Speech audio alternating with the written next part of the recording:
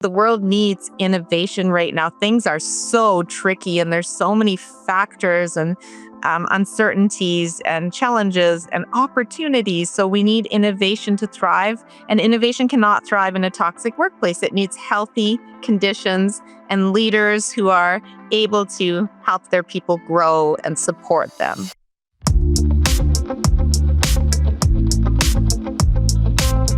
Welcome to the Seismic Shift podcast, where we explore the seismic shifts that are shaking up the way that we work and the way that we live. I am so excited to introduce to you all our guest today. Dr. Laura is in the house. She's coming from Canada, the cold white north. And there is nothing that is cold about this woman. She is so warm and smart and engaging. She's an organizational psychologist. She's a keynote speaker.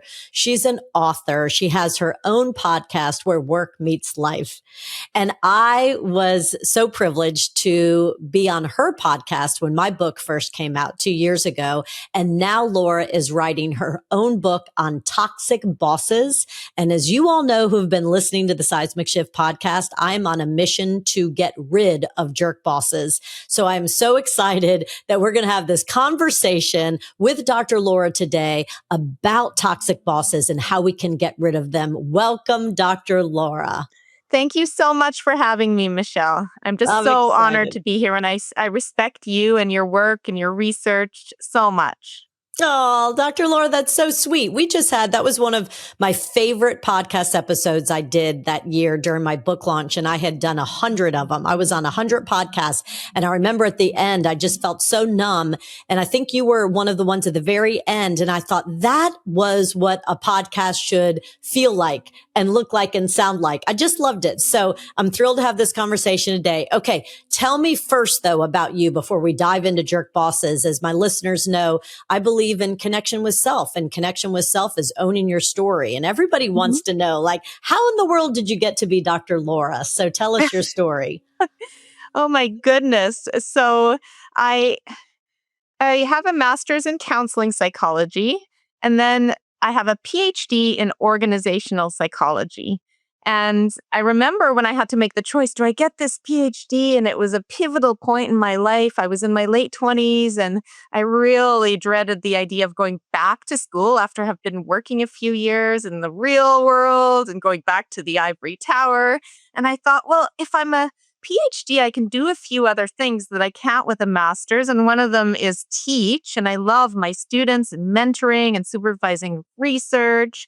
And I thought that Dr. Laura would be a good brand one day. And there was a Dr. Laura, and there still is, who's on the radio. And she's actually a physiology PhD, not in psychology, but gives people advice freely for entertainment value. And that's not me. So as Dr. Laura, what I like to do is help individuals and organizations thrive.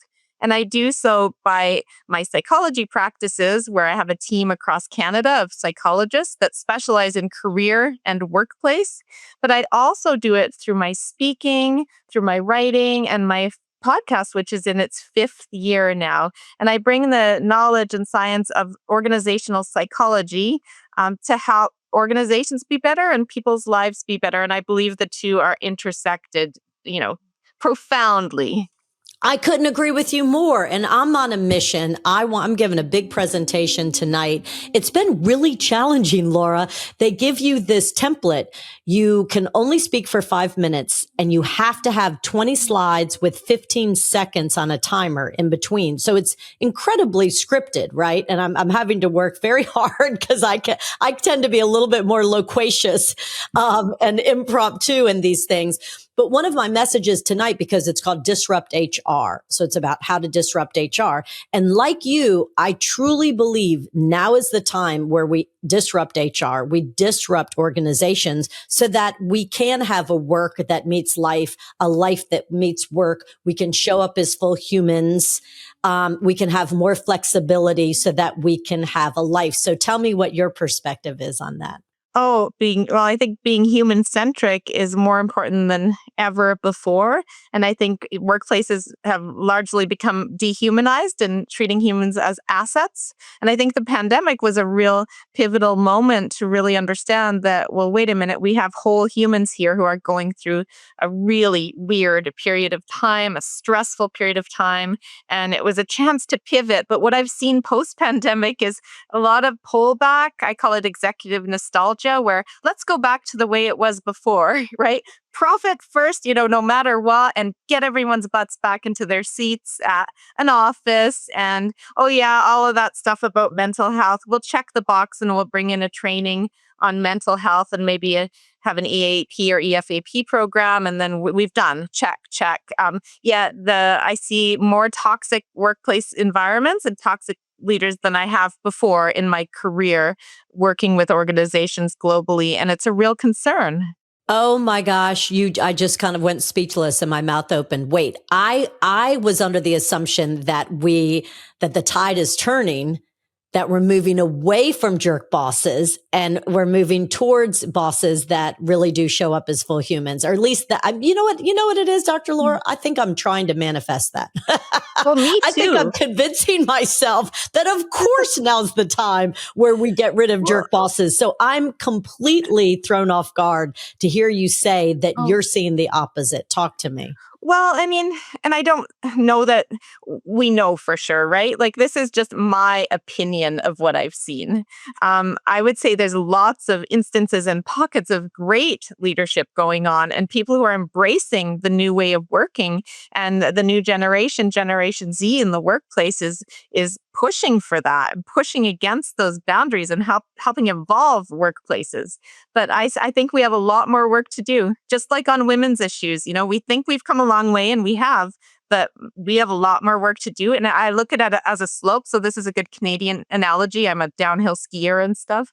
You can get up the slope, but you can slide back down real quick with an ice patch. So you got to be working. It's a work in progress that needs regular attention, or you're sliding back to the old ways. Well, that's a wonderful metaphor of you can get to the top of the mountain, but if you hit an ice patch, you're coming straight down. So my next question was, what are the seismic shifts that you're seeing? And so in your terminology, it's what are the ice patches that you're seeing that are causing some organizations to kind of revert backwards? Well, I like to talk about toxic bosses, and I actually talk about it as hotspots, not ice spots, because they're these hot, smoldering spots in an organization that are festering. And what these do is they harm human beings. They harm their motivation, their confidence, their well-being, mental and physical health, but also the productivity and performance of the organization erodes over time with these hotspots. So I call them toxic hotspots. And my research is on toxic bosses because these are bosses, not leaders. It's the opposite of the work you're doing. You're working on what we need in leaders: empathy, care, all these great things. I'm working on the opposite, on what we need to eradicate, because I feel like there's not enough research there. I love it. And that's what you're writing your next book on. Yes. Toxic bosses. Okay. I love how you're framing everything, because when I think about a part of this speech I'm delivering tonight is it goes into what I was like as a young professor, and I was a mini dictator, and my teaching about my student evaluations that came back at the end of each semester were horrible. And I would cry and I'd be like, what is wrong? What am I doing wrong? And I realized because I was trying to be like everyone else around me and not me. I was trying to be like the old guard that I saw around me who were kind of military drill sergeants. And so it wasn't until I truly connected with myself, as you said, like with my superpowers, or even not even superpowers, just gifts, just strengths of compassion and empathy and kindness. And I didn't think that was going to be allowed in the MBA classroom, right?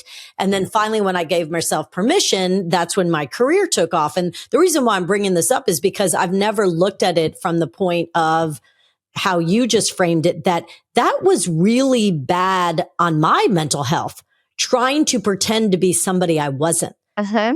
And I never really thought about that. And then it wasn't good for my students, Because I was a mini dictator. Like, what is good about that? And that's what we're seeing with toxic bosses, jerk bosses, is this need for perfectionism and for everybody to just get everything right and not even to be a full human, right? And talk more about the negative health effects when you have toxic bosses. And I do think you have superpowers, by the way, Michelle. I've read your book. I've seen you in action, and you're going to do great at Disrupt HR. I'd love to do one of those one day. Thank I've you. heard of them. Thank you, Laura. Okay, so I'd like to first differentiate, though, a difficult from a toxic boss. And this was an aha moment that I had with my research in the last 6 months. So I think there's a lot of bosses that are difficult. So they're frustrating to work with. Maybe they don't communicate very well. They're not the greatest delegator, which is a common challenge in early leadership. And I think Dr. Dictator was that too, probably yourself. And I think that difficult bosses are prevalent, and a lot of them can learn and grow and be developed and coached and trained. And that's the difference between a difficult and a toxic boss. Ah, ha, ha. Okay, hold, push pause for a second, because I just need to process that I've never heard it articulated like that. So listeners, think about, we're surrounded by a lot of difficult bosses.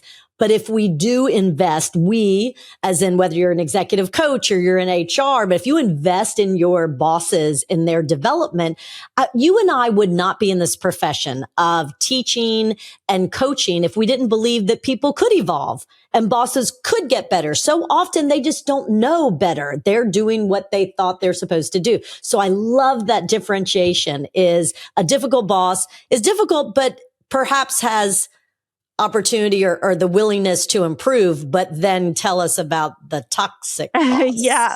And the thing is that, the difficult boss is unintentionally being a pain, right?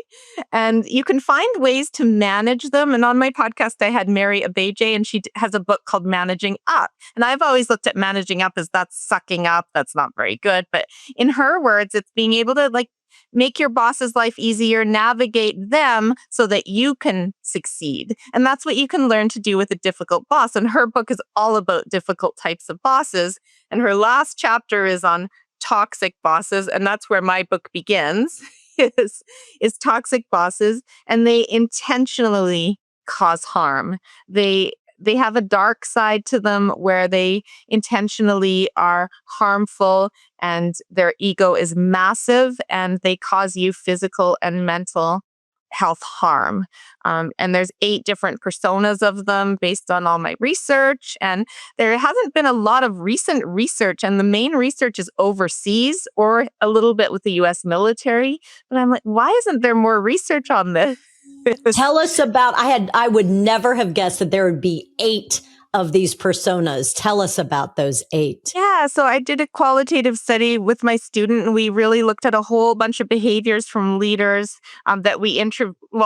people that we interviewed who had reported to a toxic boss in the last 5 years. And 5 years, it's funny, 5 years isn't very long because they remember it vividly. And I had people approach me who said, Dr. Laura, can I be in your research? It's been 8 years, but I remember it like it was yesterday. And it took me a few years to get over, because the symptoms of PTSD and that are prevalent when you report to a toxic boss. There's a longer recovery and healing period.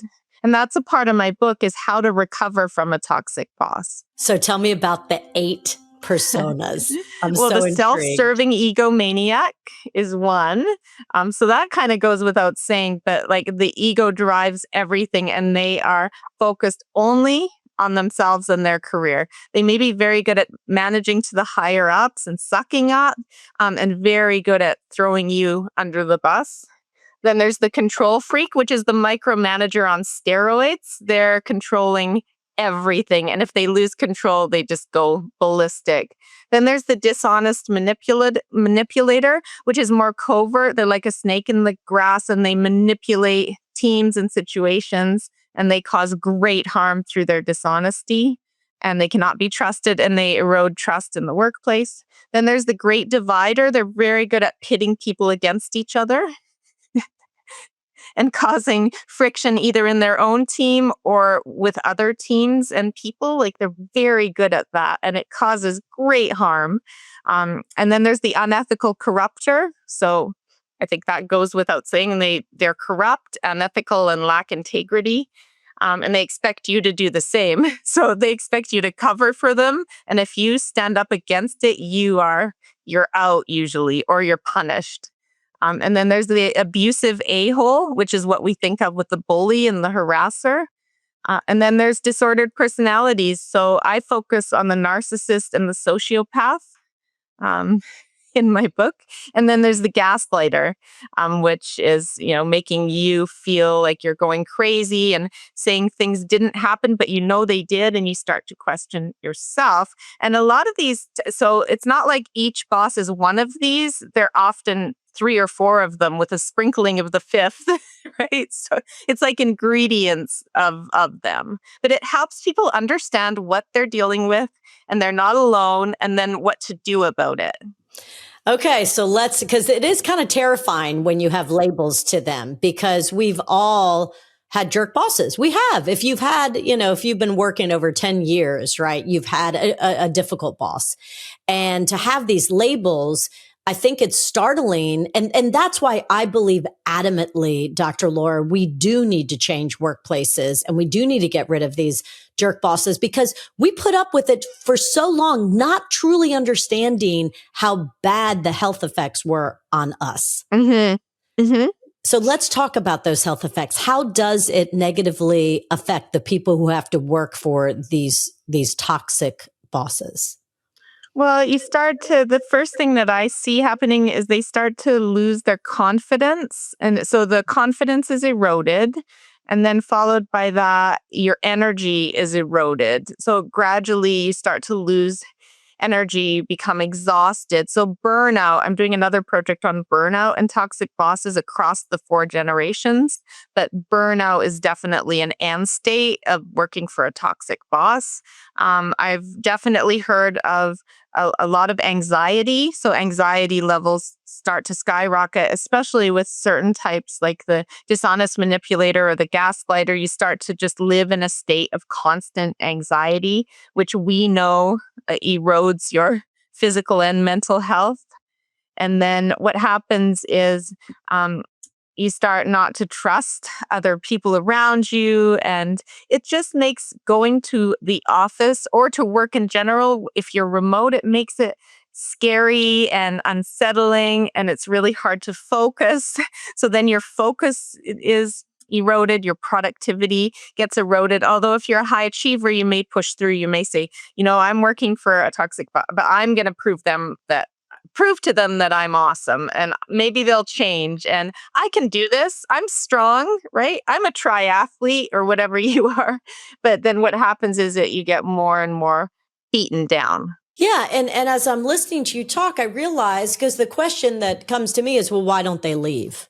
Well, the reason why so many of these employees don't leave is because they have been beaten down, and their confidence is eroded, and their self-esteem, and they start questioning, am I crazy? Am I going crazy? Am I not doing a good job? And then they think, oh gosh, well, where else can I go? And that's what's really sad about these situations. I wish that people, and hopefully after reading your book, they'll say, you know what? I am worth more. My mental health is worth more. I need to get out when I can.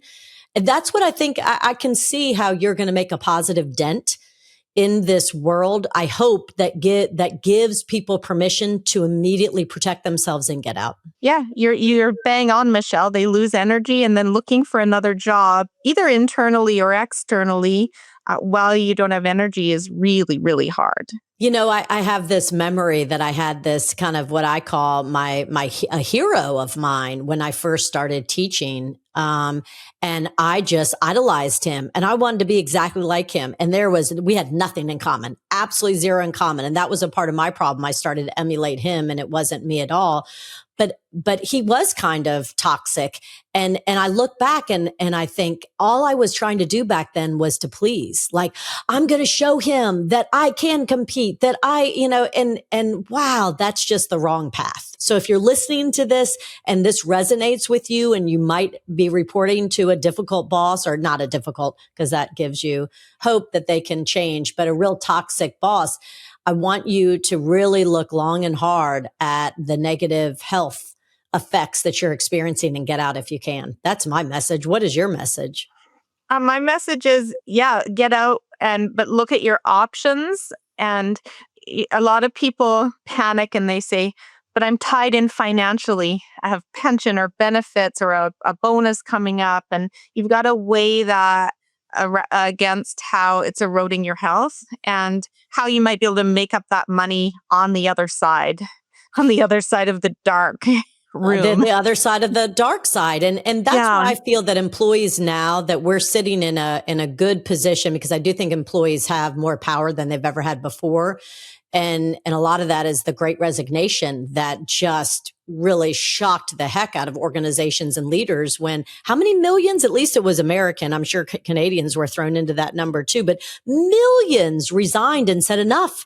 I'm not working for a toxic boss anymore. I'm not working for a toxic organization. I'm not going to work for a company that I don't believe in, that I think is unethical. I want to find bigger purpose. I want to do more meaningful work. And I see what you're saying now that the pandemic is more in the distance.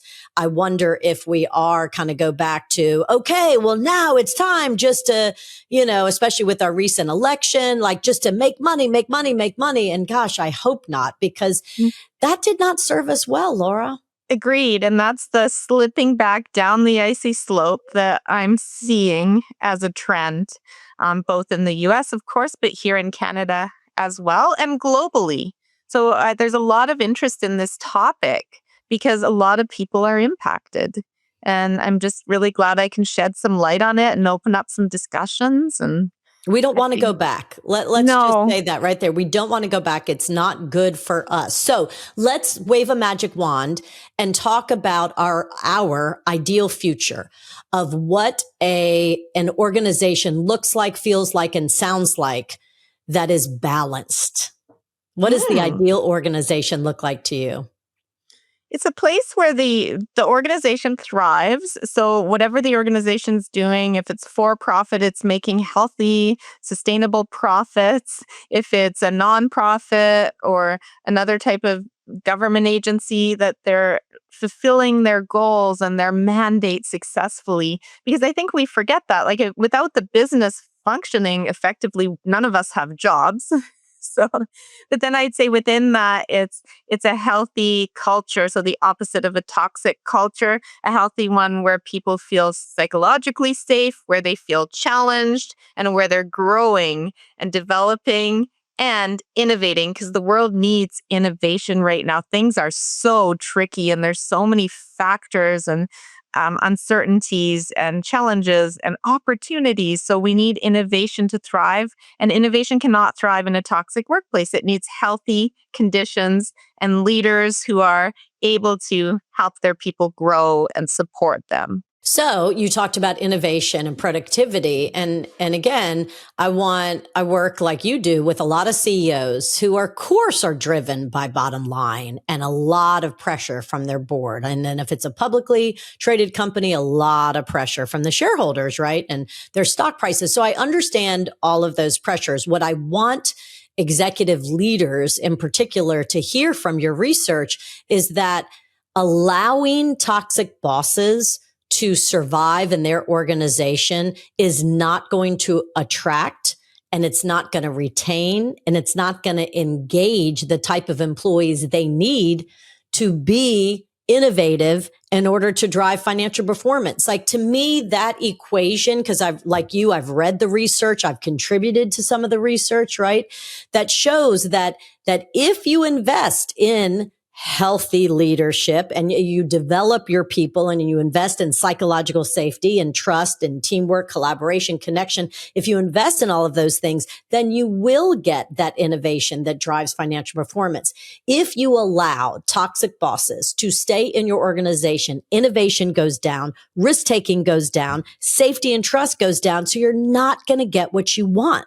So that's my real kind of call to action for any leader who's listening to this. It's not worth it. I don't care if these narcissistic, big ego leaders are hitting the bottom line and overachieving and reaching their goals. In the end, it's not worth it. Mm-hmm. Exactly. Because there's a lot of damage along the way, a lot of damage. And people come to know which organizations are toxic and which bosses are toxic. I remember after one session I did with Qualcomm, right in the middle of the different variants of COVID, we would fly out. Their headquarters are in San Diego, and Don McGuire is the chief marketing officer. And he said, Michelle, in between these different variants, I'm going to fly in my entire marketing team from all over the world because I want to disrupt. I want to do things differently. And I said, okay. And he's like, are you on board? I said, only if we can spend time to invest in connection and psychological safety and trust, because unless we have those core elements, then we're not going to be able to disrupt. And so it was such a fascinating experience, Laura. And I loved that he believed in me enough to say, okay, I'm going to give you all the time in the world. You do what you need to do because ultimately I need to disrupt. So I'll never forget after 3 times of flying out there and everybody flying in and us spending a lot of time on this. And they really disrupted. One of the leaders came up to me and he said, I used to work for Apple. He said, Qualcomm is such a better culture. This is incredible. He said, but why do organizations, and I don't know how Apple is now, he said, but there are some, high-tech organizations out here in California who get away with jerk bosses. And he said, are you really telling me that companies like Apple and these big, profitable, high-tech companies are finally going to rid themselves of jerk bosses? And I said, they're going to have to, because the trends are going to show, again, you can't attract, retain, and keep your employees motivated and engage with jerk bosses. So I guess the key indicator, Dr. Laura, is looking at the turnover rate. If you think about it, that's one of the metrics, right? That's one of the lag metrics. So that is a metric that is too late once they've turned over, but it exits that super, super important metric. The other metric is, I say, climate data, and climate data different than annual engagement data. It's data that's targeted and very specific questions about how the leaders roll and how the different departments are rolling. And then you can get a sense, is there a toxic hotspot or there's a fire smoldering underground, maybe.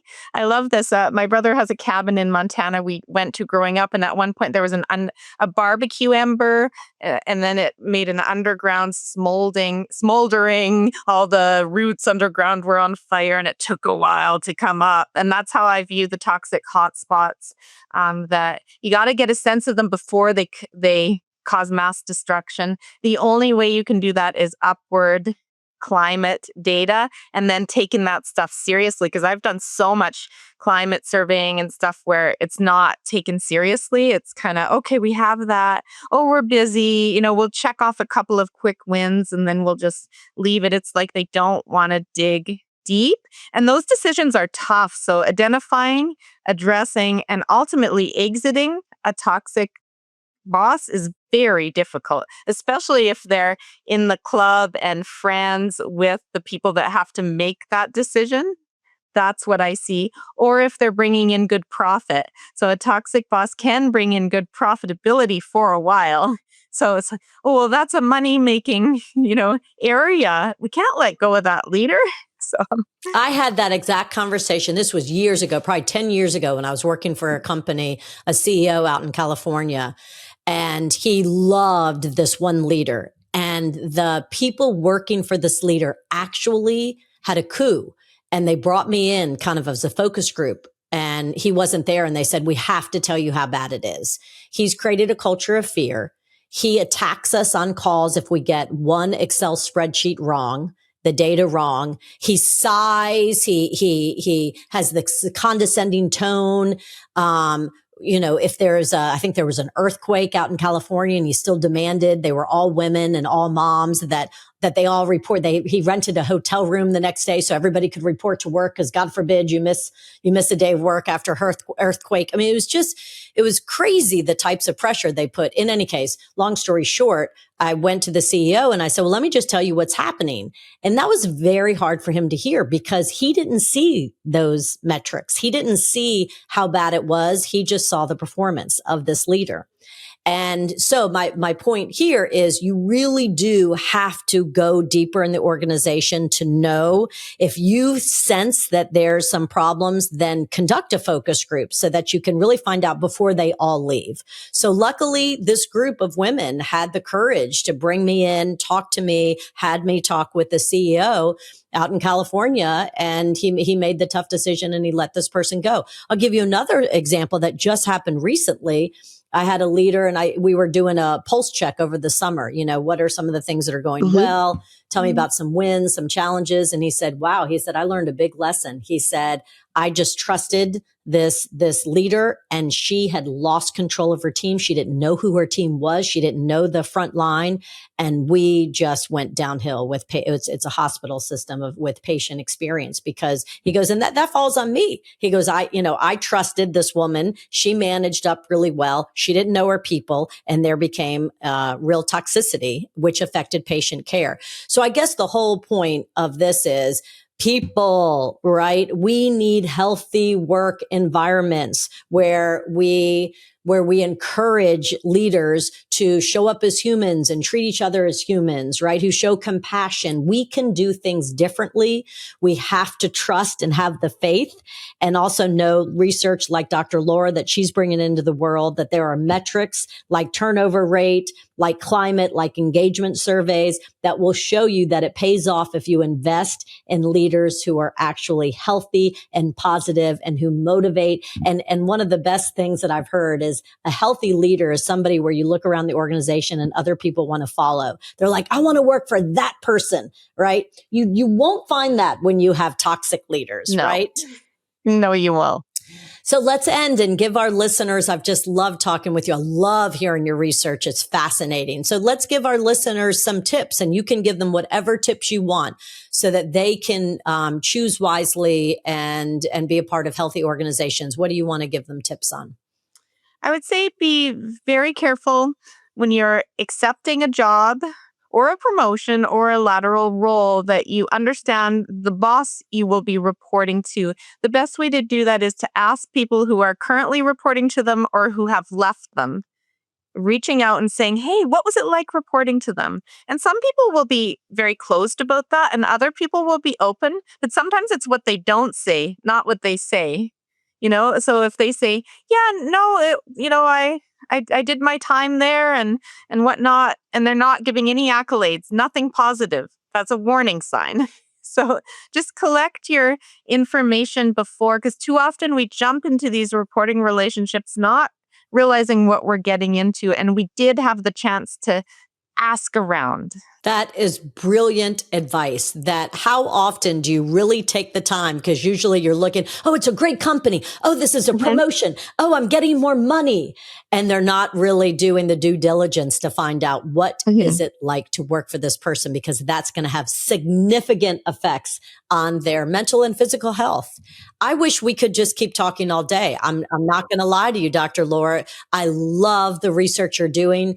I agree with you. There's not enough research out there right now on the negative effects of toxic bosses. I can't believe there are eight different types. That blows me away. And I hope that our listeners gained some knowledge that they do have the power. They have the power to go deep with their vetting process to make sure that they don't choose to work for a toxic boss, or if they're working for one right now, that they have the power to get out. Get out, and don't delay, because a lot of people say, I wish I'd quit sooner. A lot of people are telling me that in my research. I think that is the end of the episode. I wish I'd quit sooner. That is powerful. Thank you so much for being with us today. As you can tell, Dr. Laura and I are very simpatico, and we speak kind of similar language. But she's going even into cooler research and much needed research So just be good to yourself. Y'all, everybody who's listening today, be good to you. Put yourself and your mental health first, and don't put up with jerk bosses. Let's start this movement. Let's continue this movement, and let's get rid of jerk bosses. Thank you so much for tuning in to the Seismic Shift and podcast, The Seismic Shift. See you next time. Bye.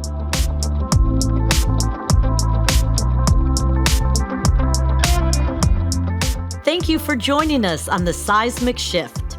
And before you go, can I ask one favor of you? Do you mind sharing today's episode with a leader you know?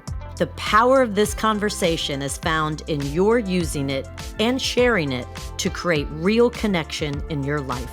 Lastly, I'd like to thank Loyola University New Orleans for helping bring this content to life.